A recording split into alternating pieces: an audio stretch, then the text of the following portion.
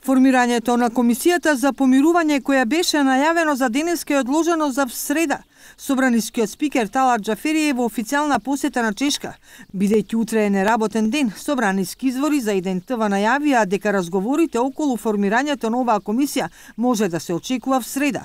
Во среда имаме продолжение на седница. Во текст се активностите околу планирањето на мандатот на комисијата и кој ќе членува во неа, велат собраниски извори од мнозинството.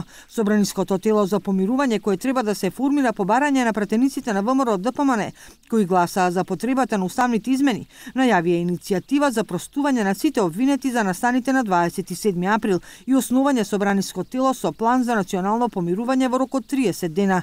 Од ВМРО ДПМН вела дека власта ги погазила сите демократски процедури и продолжува со лажење, како што е лага и формирањето на ова тело. Нема никаква покана, никакво известување, ништо нема и се е тоа една голема шпекулација и нова лага на власта, велат од ВМРО ДПМН.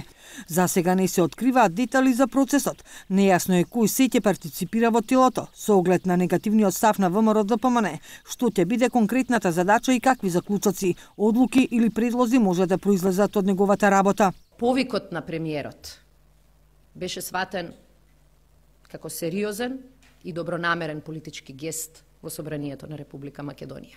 И драго ни е што и овие пратеници се повикуваат на таа изјава на премиерот и се подготвени во Собранието на Република Македонија, таму каде што треба, да ги почнеме разговорите со кои што ќе обезбедиме изразените кавги, поделби и конфликти да бидат дел од нашето минато, а не да ни ја диктираат иднината. Според власта, помирувањето и амнестијата не треба да се поистоветуваат.